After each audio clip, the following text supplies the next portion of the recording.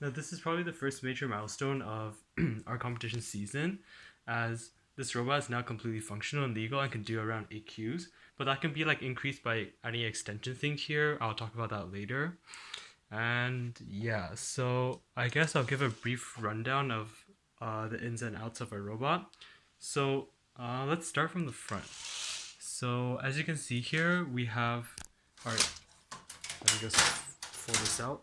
As you can see here, we have our intake rollers. So we chose to mount our motors on the outside because we don't have space on the inside here when we first built it. And and this might collide against the tray or cause other issues as well. So mounting it outside, it won't collide with other robots as well because this plane lies closer to the robot than this. So theoretically, it'll be hitting here instead of here. The rollers are also on the back 24 tooth and on the front 18 tooth. And the reason why we did that is because once we intake Qs up here, because these sprockets are bigger, the Qs will rest on top of these gears instead of a PID constantly straining the motors to hold them up. So because the shoulder here is bigger, it helps hold up the cubes without it actually rotating. So as you can see here. Yeah, and the front part is thinner because we want wider coverage for the cubes, so it can pick up cubes at like other angles. Like instead of like it can pick up cubes head on, and it can also pick up cubes like this or this per se. Okay, and our intake is also mounted at a slight angle using hinges. So the way it's banded is two elastics. One line's orange, and the other I got from 2381Y. So basically, you have I'll show you right here. Three standoffs connected in the triangular shape, and you also have standoffs leading up to the main intake system and standoffs going into the Goofy 2 bar, as you can see here. And yeah, what this does is it basically makes this intake a compliant one, so the intake can pivot outwards if there's lots of pressure. So once a cube is going up the intake, the rollers get pushed out. The rollers get pushed outwards, so the cube can get funneled up. And yeah, that's how the intake works. We also chose to use configure our fins like this. So when it pushes against the cubes, the longer fins have something to rest on instead of just bending completely. It can rest on this, and therefore it'll have like more pushing power and more traction, as this is more turgid. Excuse me. And that's basically it for the intake. Guardrails, as you like, we chose to use 5-hole long half cuts, and the reason why we didn't make it longer because it wouldn't fold properly. If we made it longer, it would hit against. Let me show you. It would hit against this part of the third stage of the tray, and also by making it shorter, it reduces jamming as well. Because about 1 in 10 Qs we intake, the Q might go like this, get not angled properly, and sometimes it gets stuck against the bars. So by mounting it down here, it only affects the bottom 2 Qs and it doesn't affect the Qs above. Whereas if I made this longer, it might affect the bottom 3 Qs, which makes the problem worse. Okay. And also you can see here, these are the hard stops for our Goofy arm. So we have a gusset in the back here, and that's an effort to minimize flex. Don't do this because this actually isn't effective, because the flex is mainly coming from this part down here. As you can see, this 5-hole long C channel is flexing, even though I added a box brace. I don't know if you can see, yeah, box brace right here. The flex problem is still there, mainly coming from the bottom part of it and coming from the top of it. So the gusset isn't really effective, but I just kept it there because why not?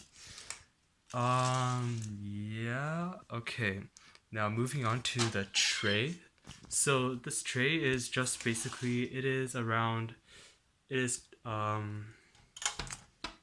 holes long from here to here, which means there's 11 holes in between. And yeah, and then we have some polycarb here, so the keys can slide better up. Because what we noticed, if we use just like metal C channels, the friction is pretty bad. So we want to minimize friction at all costs. This part is actually fine because this is relatively smooth, and these are like angles, not C channels that I used before. And this is slightly asymmetrical. We'll cut this off later. That's for fine tuning. And the hinges for where the tray releases or where the tray pivots upon is on a screw joint here that's connected to a nylock. And we have 2x3 plates that effectively pivot like this. Oops. Okay.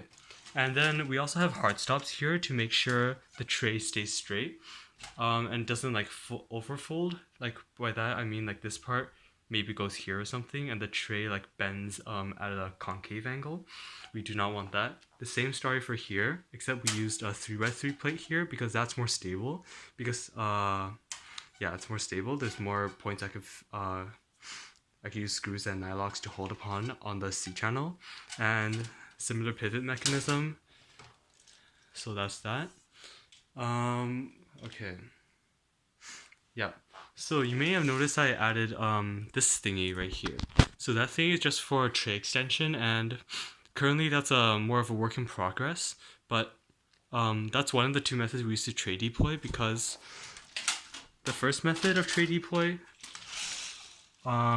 we need to intake two cubes up here, and the cubes push against this part, which in turn pushes up the whole thing, and then the top part is rubber banded, so when it pushes it up enough, the whole thing deploys.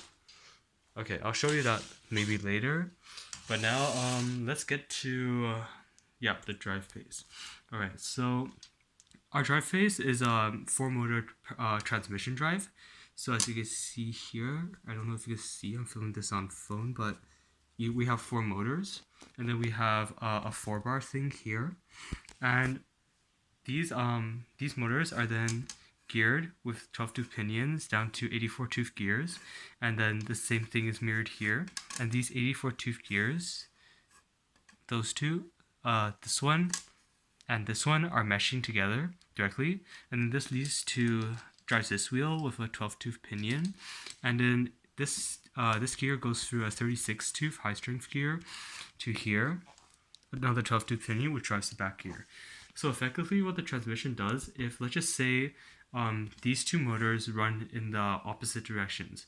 If these two motors run in the opposite directions, it means these two 84-tooth gears will run in opposite directions, and then they'll mesh together properly, and then they'll drive the drivetrain either forward or backward.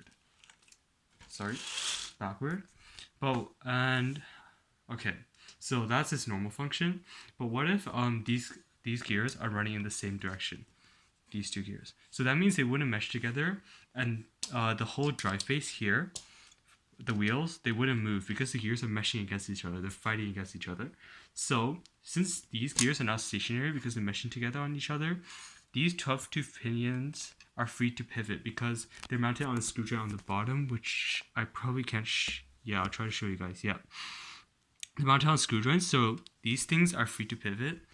And then since as I mentioned, the 84-tooth gears are stationary, this guy and this guy, the two pinions, which are moving the same direction, will just free spin on top of the 64-tooth gears like this, and which in turn drives the 4-bar forwards. So this is directly connected to our tray system. So this going forwards pushes the tray.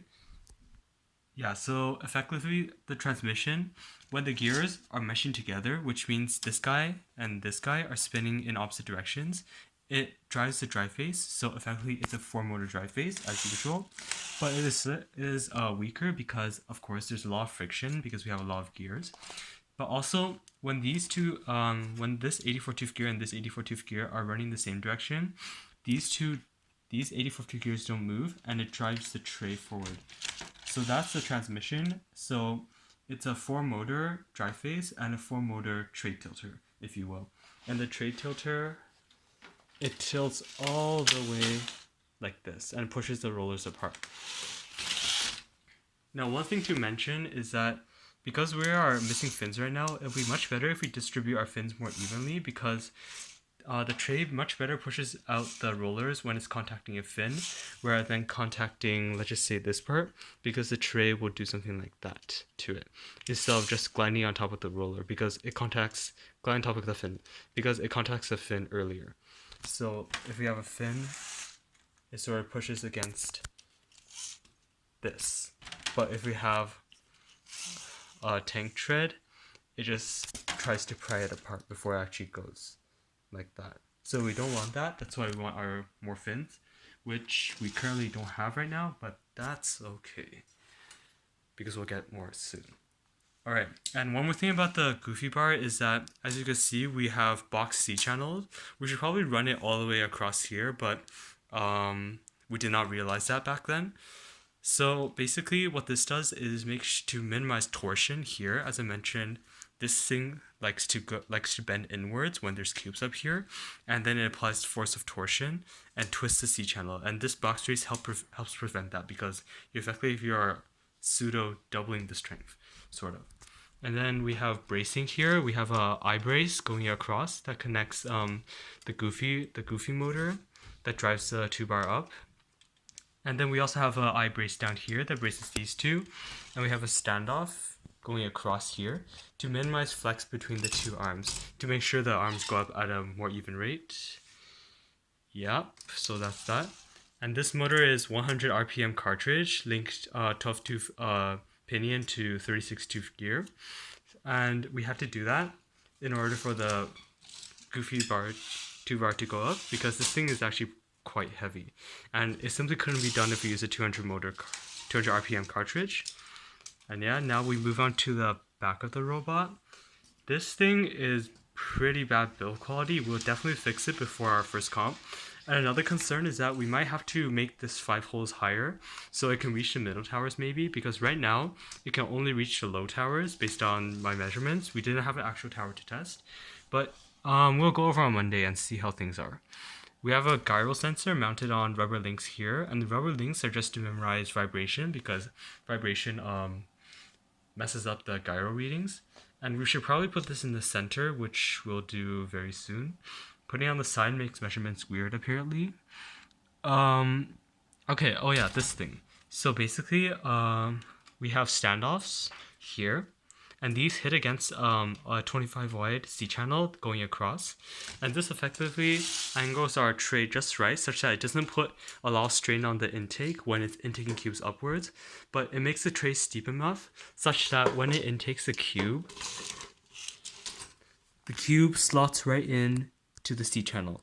So the guardrails have less work to do, and the cubes are more likely to be aligned when they go up the funnel. So it makes stacking a lot more effective. Sorry, it makes intake a lot smoother. Yep. And also, oh yeah, one more thing I forgot to mention, these things. We put elastics on these things, so when this bends over like that, the elastics banding here will apply force, will apply tension here, but it won't engage at this angle. If you push it up just slightly, the rubber bands then engage and then pulls it all the way back here. Alright. We plan on not to have any rubber bands down here because we don't need them to deploy, because we can literally just raise the Goofy 2-bar, or we can use it to push 2 cubes up and then do the thing I mentioned earlier. Batteries mounted right here on top of a stand thing. And okay, yeah, I'll talk about the standoff things here, because if we actually do this, if we fold our tray like that, this thing is out of size. It breaks the size boundaries height-wise. So what we did is we made these things. We can tuck these things in. I'll do this real quick.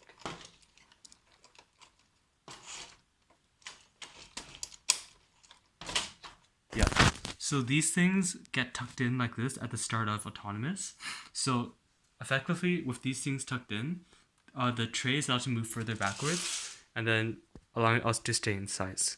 And then when autonomous starts, this is what happens to it. When the tray moves up, the standoffs click into position, raising the tray to the perfect height we want for intaking cubes.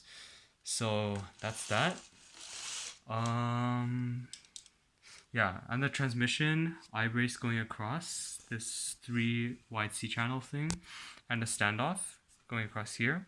Standoffs linking to pillow bearings here to push the tray up as a linkage. And also we decided to put our cross braces on our drive underneath because we simply don't have space when we have transmission going across. Nylox, of course, to hold it together, and box bracing to make sure there's no flex whatsoever. We also mounted our whole gear assembly on the top hole of the C channel, and I don't know if you can see here. Yeah, so that's just to make sure our transmission has maximum radius to move, because the higher up it's mounted, the more space it has to itself. And yeah, that's just an effort to be optimal and not waste space. Our brain is mounted right here and is connected by this assembly here. Effectively, it just mounted the robot by 2 screws. This screw and this screw. So if I take this off, I can slide this whole thing, like this whole thing. My other hand's occupied. Yeah, this whole thing, like this, outwards. So I can access the brain real quickly if something bad happens to it. We also used the shaft collar going to standoff as bracing to hold up our arms, and that's a common theme throughout the robot, although it's not very visible. And what else is there? Oh yes. So these things, believe it or not, they are anti-tips. So we don't have a wheel anti-tip thing because we don't have 2.75 inch wheels yet that deploy here. So these suffice so far. So what happens is when the robot begins to tilt, the standoffs catch the robot so it doesn't tilt too far. And then you have to apply a considerable amount of force in order to break this. So break this wheelie like that. But other than that, this thing prevents the robot from tilting up to 9 cubes. So if I have 9 cubes in my tray, I won't worry about tilting because this thing mitigates this. But anything above 10 cubes, I don't have an answer for that. It probably will tip over. So that's probably when we need legit anti-tips. But these are a good band-aid solution so far. We use tape here. That's just here. That's just for insulation for the rubber bands, so it can fray less when it's under high pressure against the metal, because metal's kind of sharp, and we broke many rubber bands here. This is illegal, but we'll just use friction mats and zip tie them here. That's an easy fix. Yeah. Okay. So if you count all the motors on the robot, we only have 1, 2, 3, 4 on the drive face, 5, 6, and 7. So we have one more motor, and then we have that motor could be applied on a number of it has a number of applications. For example, our current idea is to go H drive, but we tested that out, and because the center of gravity is mostly near the back due to the amount of Qs we have in our intake, the robot does not go perfectly like this. Because the mass is more concentrated back there, it goes more like this because the front is lighter. So that's a disadvantage for H drive in our situation. But we'll test it out by using 2 wheels in the center instead of 1 and seeing if that helps the issue, or just adjusting where it is relative to the center. And then we also have tons of space here. So I'm just talking about going forwards, what can be done with this version 1 of the bot. We can add tracking wheels in the empty space here, and here, vertical or horizontal tracking wheels. Our H drive will probably go here in this area thing. And yeah, clearance is pretty tight, but it works. And the clearance, it does fit 18 by 18 by 18, but it just barely scrapes by. And if need be, we might have to cut the fins down the hypotenuse here across the rectangle. But let's hope we don't have to do that. And so far, it's been a pretty good boy. Yes. Okay. So final thoughts. This robot is probably the 4th build of the Traybot. We started somewhere in June. It does 8 Qs very reliably with this 3-stage tray system. Going 9 Qs is fine as well, but we require like a tray extension thing like this. This is kind of sketchy, and we definitely rebuilt this. We're not using this at all. Yeah. And then this extension thing just goes somewhere here. And then when the cues go up, it passively pushes it up. And also another issue is that sometimes when I'm intaking cues, the intake gets stuck like this. Here. This intake sometimes gets stuck like this. And then because the cue's jammed against here, it can't pop it out, and the roller sometimes gets stuck. So that's why I chose to use 100 RPM cartridge on these things, running at 150 RPM. And it's working so well. It's so far so good so far. Yeah. So I think that's it for 2381C. Today is what is today? Today is Saturday, October 12th. Our first competition's in November in Quebec. And I think we are pretty much ready for that. So thank you all for watching. See you next time.